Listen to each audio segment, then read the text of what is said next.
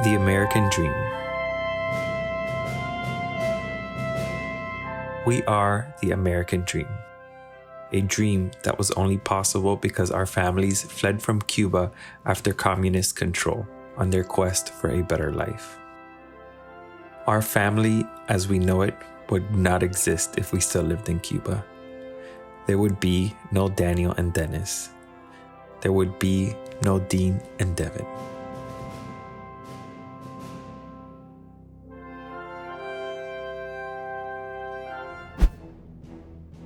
Cuba, a country with non-existent human rights, oppresses their population by starving them of basic necessities, forcing food rations, and paying in currencies which do not afford its workers the opportunity to purchase even the most basic of goods.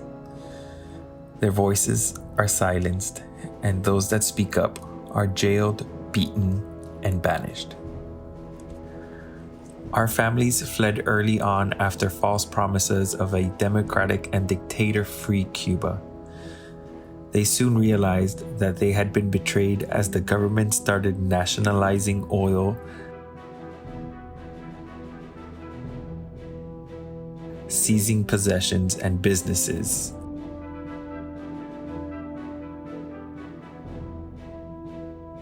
and ripping legacies to shreds.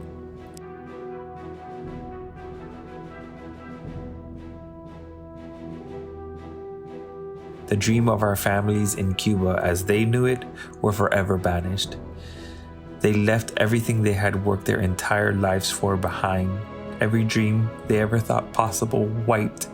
With kids in tow, they left the country to never return.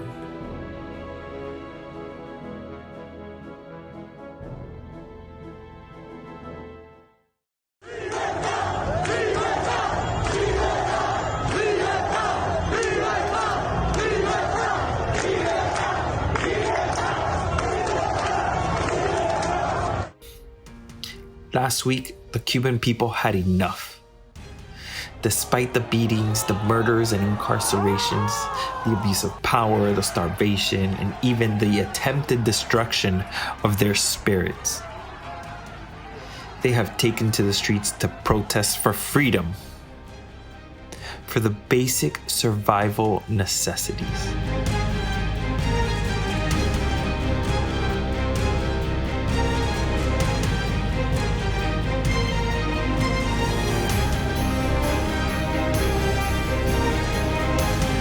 We condemn the repressive and violent measures being taken by the Cuban government against their own people. This is about freedom. Free of the tyranny, hunger, and misery. Free of the unfulfilled dreams and heartbreak. Freedom to speak. Freedom to live.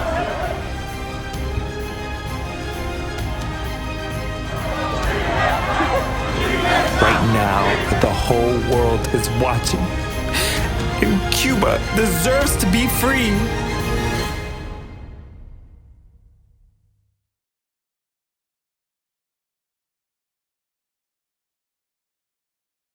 It has been a very emotional week for Cubans all around the world with everything going on in Cuba. In this channel, we are not afraid of sharing some of our most intimate moments, our happy moments, and have been known to shed a tear or two. So Daniel and I have been fortunate enough to be born free, and that is because of our grandparents, because they migrated from Cuba to the United States in pursuit of a better life for all of us. We hope that they get to see in their lifetime a free Cuba. I know that my paternal grandfather lived his entire life hoping to one day see Cuba free. You know, they're from Santiago de Cuba, and They immediately left once communism took over. And I know that he lived every single day wanting to one day be able to go back and see Cuba as if it were when he was there many, many decades ago. Yeah, it's very emotional. My grandmother both of our grandmothers are 92 years old, and my grandmother has been waiting 62 years for this moment that is happening right now. The time is now. We have to keep fighting and helping in any way we can. Both of our grandfathers passed away before they were able to see a free Cuba. Which is why we have to continue to fight and continue to do our part to make sure that it's realized on their behalf, and so that future generations are afforded the same freedoms that we are here in the United States. I remember when we buried my grandfather, we put a little bit of Cuban soil, because I think for any Cuban that passes away, it's their dreams to, be buried in their homeland. And unfortunately, our grandparents, or grandfathers specifically, didn't have that opportunity. And most Cubans' dreams happen outside of the island. Most recently, the president of Cuba said that Cuban American mafia is paying influencers and YouTubers to speak negatively about the regime, and just to create this whole, false pretense of what's happening in Cuba. We can see it loudly and clearly what's happening. Let me make something very clear to our viewers. Ain't no Cuban American mafia paying us to sponsor this video, okay? Or any of our videos. There isn't even any Cuban American mafia, and if there was, it's not as organized to where they're going to pay us to talk about Cuba. We are doing this because the people in Cuba are being silenced. And it is our responsibility as Cuban Americans to help amplify those voices as much as we can. So part of amplifying their voices for us means going out into the street and protesting, which is something that on the first day, I think it was July 11th, I could not go to sleep at night without joining the protest. I went there, and it felt like a different protest, because God knows that we have had a lot of protests here in Miami regarding Cuba, whether it's Fidel Castro dying or thinking that he died, or when the presidency was succeeded to his brother, and then his brother succeeded it to somebody else. There's always been some fight for freedom for Cuba. But this one felt different, because for the first time, the entire island of Cuba was out protesting for freedom. It's the first time I've ever seen them all out in the streets. Because it's the first time that it's ever happened. And that says so much about where the island is at. Obviously, it is magnified because of COVID and coronavirus, not having enough medical supplies, not having enough food, not having basic necessities that the Cuban people need. And that echoed throughout the whole entire world. So not only were protesters in Miami, they were in Washington, D.C. in front of the White House, they were in Spain, they were in Rome, they were everywhere. I've seen California, Portugal, everywhere there's protests. We stand with the Cuban The Cuban community is speaking loudly, and it's being heard. So the word embargo has been coming to light and being spoken of very often.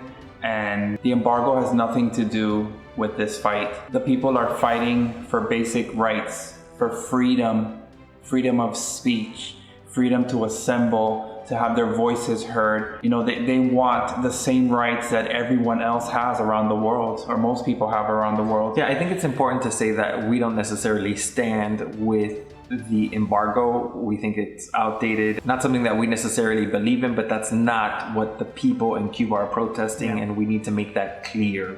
They are screaming for liberty. They are crying for liberty, which is a completely different thing than asking to lift the embargo. I think had the embargo been lifted, the only thing it would do is put more money, more product in the hands of the Cuban government. And who can afford the products once the Cuban government has them in their control? Nobody. Nobody can afford them, only tourists. So they're gonna be the ones benefiting from having those goods. So we're asking you to help us, to get involved, to help the Cuban people. And you can do so by educating yourselves by keeping in contact, communicating with your Cuban friends, learning about their experiences, sharing what they've been through, sharing what's going on in Cuba on your social media, and just creating awareness. You can attend the protests. There's so many different things you can do that doesn't involve financial support if you don't have the means of doing so. There are outlets out there that are raising money to take medications that are much needed, to take some basic food necessities that are needed, but it doesn't have to involve financial support. You can support in so many other ways. You can become an ally to the Cuban people by advocating for them. By sharing this video, by sharing content from people who actually know what is going on. There is a website called SOS-Cuba.net.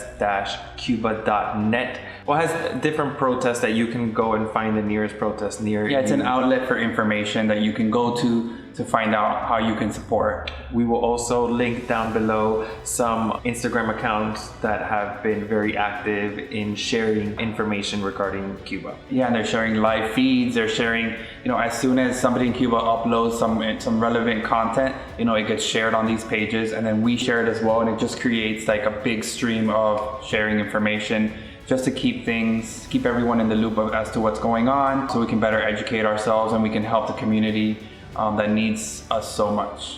If you are looking to donate financially to the cause, there's an account at Laura__Marrero. They're taking donations for medications and all kinds of basic needs for Cuba. There's also at Cubanospalante. They have a Zelle account. They're taking funds also to help the cause in Cuba and support in any way possible. I believe what they're doing is they are charging up people's cell phones. So the way that it works in Cuba is you buy the minutes in order to use your phone. So they charge up everybody's phone so they have access to be able to use it and tell us exactly what is happening in Cuba. And usually for the most part, the people of Cuba, they cannot afford to charge their phones. So if they don't have relatives here or organizations that can help recharge their cell phones, they don't have a way of communicating. So which is why this is so critically important right now. We need to recharge as many phones as we can so that people have a voice. And I think another issue is that the government is, besides turning off the power, they're also turning off the internet. And when they turn off the internet, Cuba loses access to the world. The world cannot know exactly what is going on. And that is such a vital point in this